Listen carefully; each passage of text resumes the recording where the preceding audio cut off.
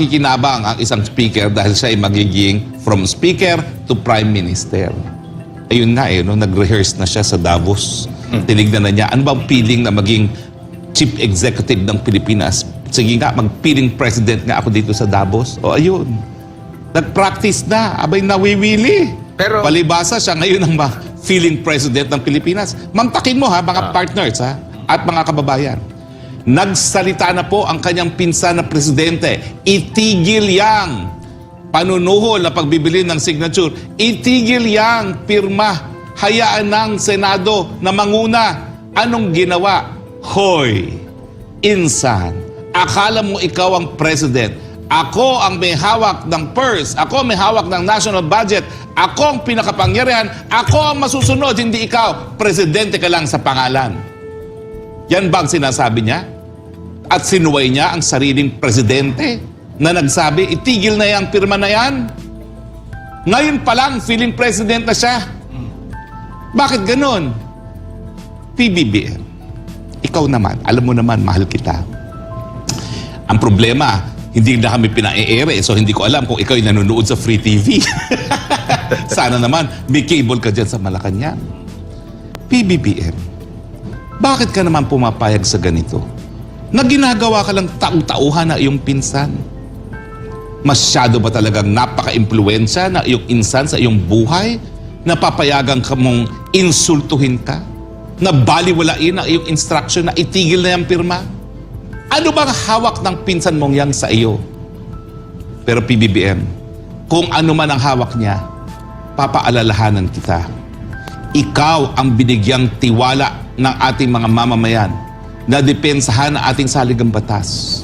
Sinumpaan mong katungkulan yan sa harap ng Panginoon, sa harap ng iyong pamilya, sa harap ng sambayan ng Pilipino, that you will protect the Constitution. Huwag ka pong pumayag na gawin kang tau-tauhin na iyong pinsan na naging speaker dahil inendorso mo naman.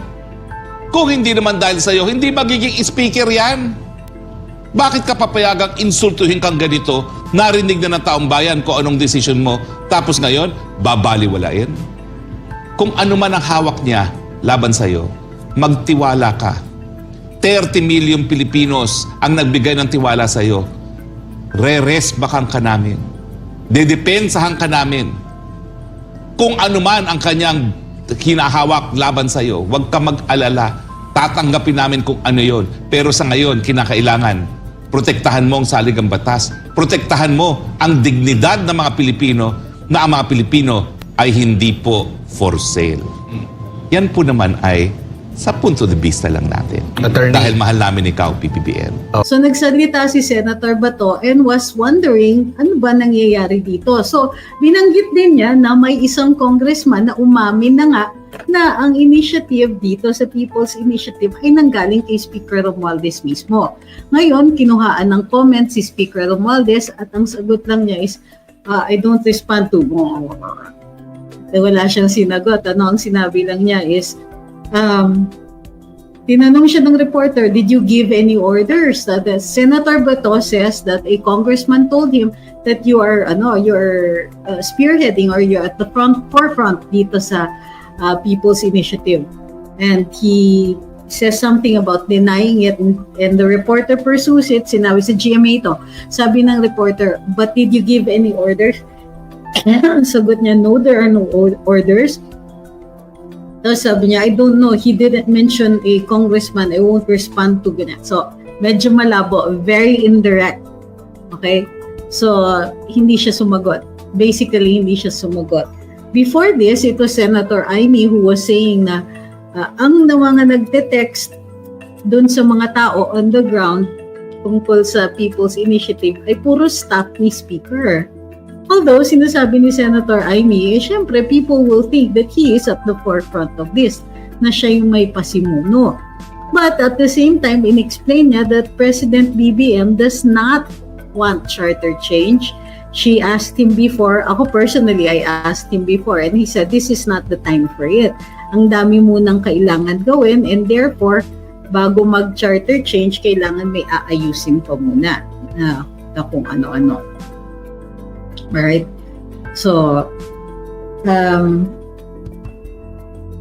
But at the same time, before that, it was Congressman Pulong who was saying that the Vaweños are not for sale, claiming that yun nga, the charter change initiative, the People's Initiative was too, how do you call this, blatant. Binibili nga yung mga signatures. So ang sumagot ba, so dahil napupuntirya na ang House, dito sinagot ito ni Congressman Saldico. And unfortunately, walang logic yung sagot ni Congressman Saldico. Ang sinabi niya ay instead of answering whether or not pasimuno nga ito ng Kongreso at ganun nga ang nangyayari, instead inatake niya si Congressman Pulong saying na, oh, nasan yung 51 billion? Bakit binaha ang Davao kung ginamit nyo talaga ng tama yung pera na yon? I think he's not very clear dun sa mga jurisdictions. And he goes on to attack also Congressman Edsel Lagman, who filed a petition before the Supreme Court questioning the insertions of Congress. So, nakikita natin medyo umiingay na. In the meantime, may mga statements din si Secretary Boying Remulla at sinabi niya na pag pumasok daw ang mga taga-ICC dito, assuming na hindi pa nga pumupunta, although former Senator Trillanes says otherwise, so there's nothing illegal with them coming. If they're not doing anything illegal, of course they can come in.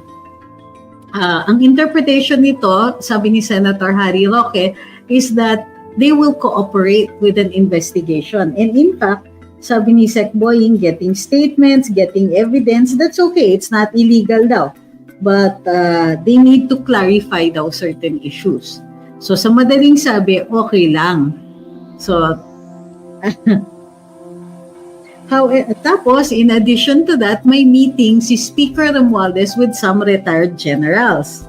So, ang mga retired AFP generals, 22 silang pumunta dun sa bakit ang hina ng internet. 22 silang pumunta kay Speaker and they vowed support for the Marcos administration. Okay? So,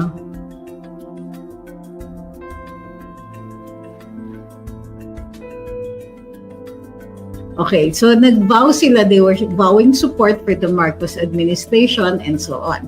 In the meantime, si VP Inday Sara naman mentions that she is running for office. Baka hindi daw tumakbo ang mga kapatid niya, pero siya daw tatakbo. Parang in-announce na niya na tatakbo siya.